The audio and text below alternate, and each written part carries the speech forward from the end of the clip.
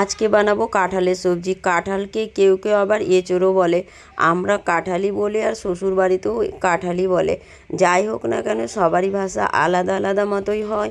আর আমি ফেসবুক ইউটিউবে দেখেই বুঝতে পেরেছি এঁচোড়কেই কাঁঠাল বলে। তো চলো রেসিপিটা শুরু করে নিই। এই রেসিপিটা আমার মায়ের হাতের বানানো, আর খেতে এতটাই সুন্দর টেস্টি হয়। আর আমি একদম বাটা মশলা দিয়ে বানাবো, একদম মাংসের মতো টেস্ট হয়।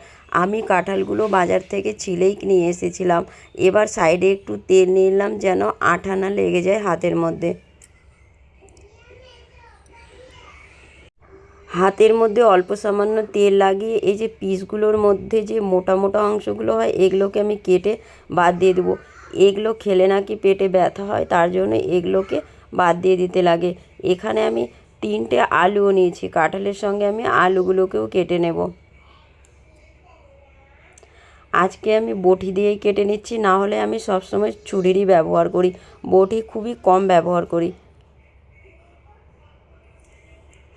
এখানে আমি আলুগুলো পিস পিস করে কেটে নেব।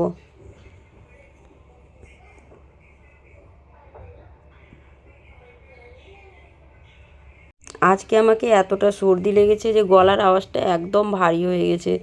যাই হোক না কেন, চলো রেসিপিটা বানানো স্টার্ট করে নিই। সবজিগুলো সম্পূর্ণ কাটা হয়ে গেছে, এবার পরিষ্কার করে ধুয়ে নেব।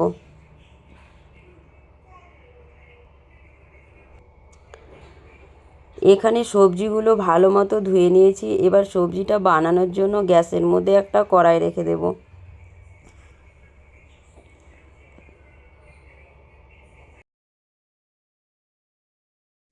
এবার গ্যাসটা অন করে কড়াইয়ের মধ্যে দিয়ে দিব পরিমাণ মতো তেল। কাঁঠালের সবজি বানানোর জন্য তেলের পরিমাণটা একটু বেশিই লাগে। আর এদিকে 3টে পেঁয়াজ লম্বা লম্বা করে কেটে নিয়েছি। আর এদিকে কড়াইয়ের মধ্যে তেল দিয়েছিলাম, তেলও ভালো মতো গরম হয়ে গেছে। এবার এতে দিয়ে দেবো 2-3টে তেজপাতা আর দেবো 5 ফোড়ন। এবার এই কুচানো পেঁয়াজগুলো এরই মধ্যে দিয়ে দেব। তেলের সঙ্গে পেঁয়াজগুলোকে ভালো করে ভেজে নেব।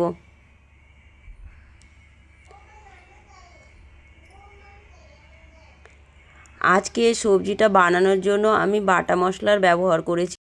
সম্পূর্ণ মশলাগুলোই আমি শিলে বেটেছি। এখানে নিয়েছি একটা রসুন, আর 1 থেকে 1.5 ইঞ্চির মতো নিয়েছি আদা, 1 থেকে 1.5 চামচের মতো নিয়েছি জিরা, আর এখানে 4 থেকে 5টা নিয়েছিলাম শুকনো লঙ্কা। এবার পেঁয়াজগুলোকে হালকা পিঙ্ক করে ভেজে নেব। পেঁয়াজ ভাজা হয়ে গেছে আর পেঁয়াজের মধ্যে পিঙ্ক কালার চলে এসেছে। এবার প্রথমে দিয়ে দিব জিরে বাটা। এবার পেঁয়াজের সঙ্গে জিরে বাটাটা ভালো করে ভেজে নেব।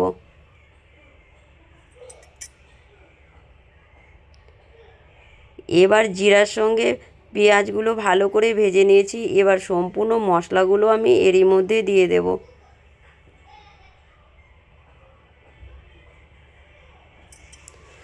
এবার প্লেটের মধ্যে কিছুটা পরিমাণে মশলা ছিল, তো আমি অল্প সামান্য জল দিয়ে এই জলটা আমি এরই মধ্যে দিয়ে দেব।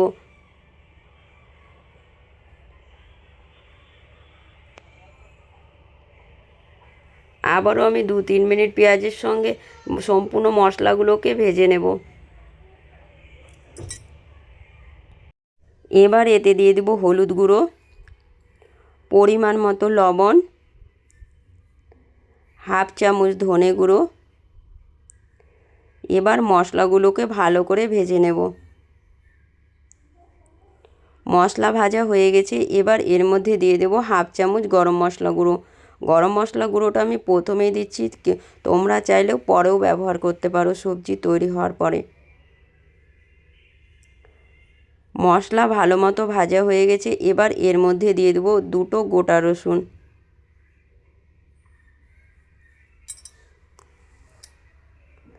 সম্পূর্ণ মশলাগুলো ভালো মতো ভাজা হয়ে গেছে, কড়াই থেকে তেল ছাড়তে লেগে গেছে। এবার এর মধ্যে কেটে রাখা কাঁঠাল আর আলুগুলোকে এরই মধ্যে দিয়ে দেব।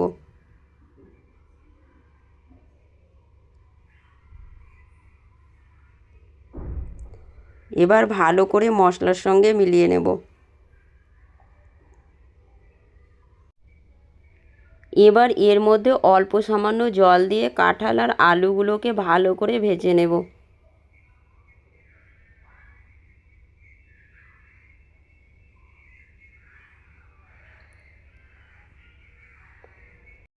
কাঁঠাল আর আলুগুলো ভালো মতো ভাজা হয়ে গেছে। এবার এর মধ্যে দিয়ে দেবো 1/2 চামচ চিনি।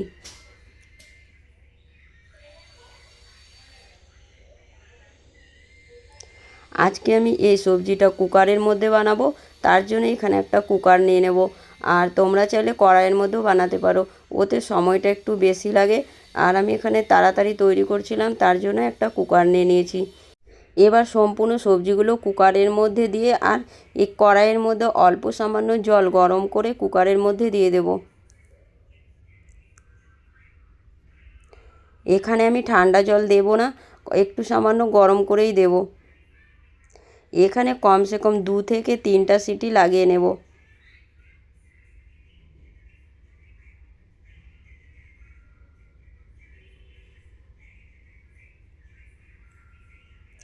এইভাবে এই সবজিটা বানাতে গেলে খেতে খুবই সুন্দর লাগে। আর এই কাঁঠালের সবজি যদি একবার বাড়িতে তৈরি হয়, আমার তো আর কিছুই লাগে না।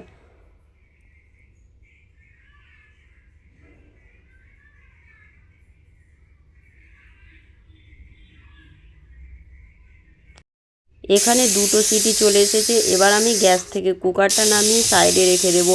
যতক্ষণে সিটি বসছে ততক্ষণে আমি বাকি কাজগুলো সেরে নেব।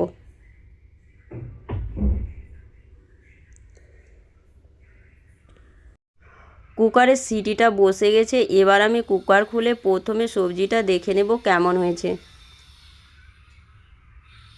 এখানে সবজির কালারটা কি সুন্দর চলে এসেছে। এবার আমি একটা খুন্তি দিয়ে সবজিটাকে ভালো করে মিলিয়ে নেব। এবার আমি কুকার থেকে সবজিটা একটা বাটির মধ্যে ঢেলে নেব।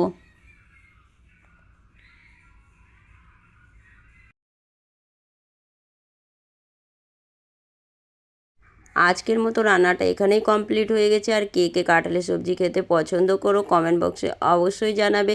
আর আমার রেসিপিগুলো যদি তোমাদের ভালো লেগে থাকে প্লিজ লাইক কমেন্ট শেয়ার অবশ্যই করে দিও।